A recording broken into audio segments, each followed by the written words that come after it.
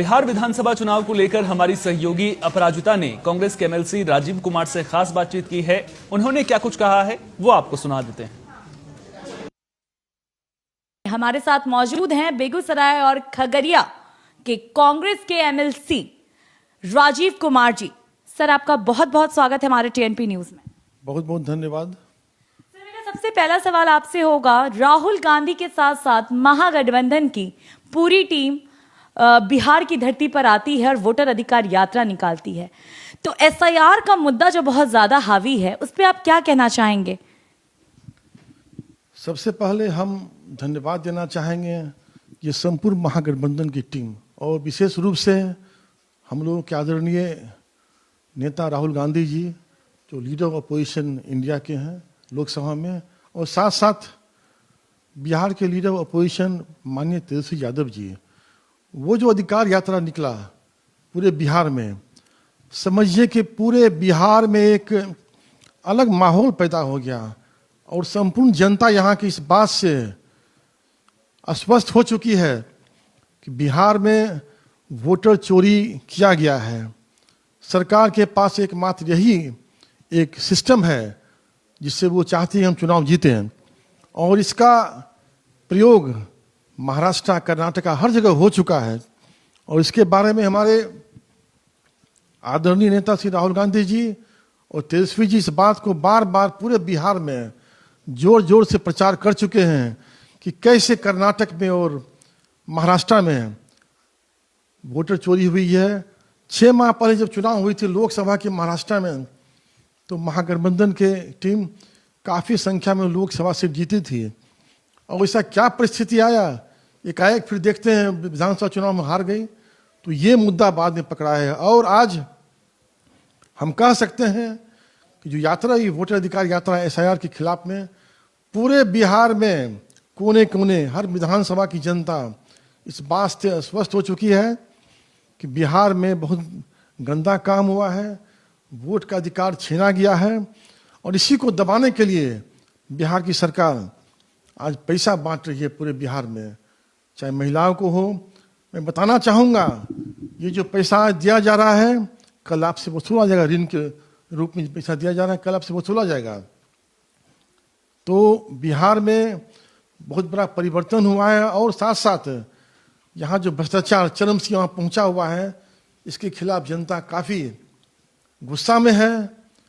और जो पलायन यहाँ से करोड़ों का पलायन हो रहा है दूसरे राज्यों में, तो बिहार समझिए एक फैक्ट्री ऑफ लेबर बन चुका है। यहाँ हम लोग पूरे इंडिया में लेबर सप्लाई के रूप में जाने जाते हैं, और उसके लिए दोषी केंद्र सरकार, और 20 साल से यहाँ जो एनडीए की सरकार है वो होगी, क्योंकि 20 साल में भी यहाँ प्रॉपर इंडस्ट्रियलाइजेशन नहीं हुआ है आज भी। और हम बताना चाहेंगे, अगर 20 साल में आप नहीं कर सके तो अब क्या कीजिएगा। ना तो आप 20 साल में बाढ़ की समस्या का समाधान कर सके हैं, आज भी हर जगह हजारों एकड़ जमीन लोगों का कट रहा है, किसानों का बाढ़ में, और सब लोग निर्धन हो रहे हैं। तो इतनी समस्या हमारे बिहार में है, तो परिवर्तन जरूरी है। परिवर्तन से ही सिस्टम बदलेगा, और जो नया स्वरूप जो हम लोग एक ब्लूप्रिंट रखे हैं बिहार के लिए, जब सरकार आएगी तो आप देखेंगे डेफिनेटली बिहार वो बिहार नहीं रहेगा जब महागठबंधन की सरकार बनेगा। और हम लोग के जो नेता माने जाएंगे, चाहे तेजस्वी यादव जी जो भी हों, तो समझिए बिहार में एक पूर्ण नया सिस्टम बनेगा।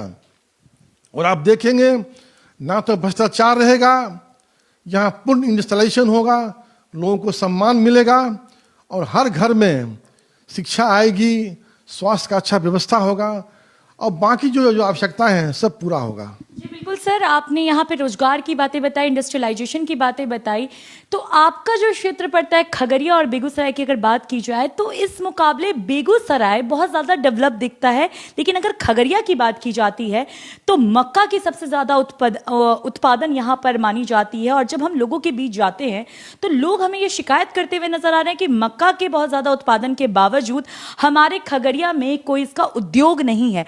तो आपकी महागठबंधन की सरकार क्या वो उद्योग लगाने का वादा करती है? क्या वो किसानों को जो वो शिकायतें कर रहे हैं उनको आश्वासन देती है कि उनके लिए काम किए जाएंगे, युवा को रोजगार दिया जाएगा, यहां पर उद्योग लगाया जाएगा?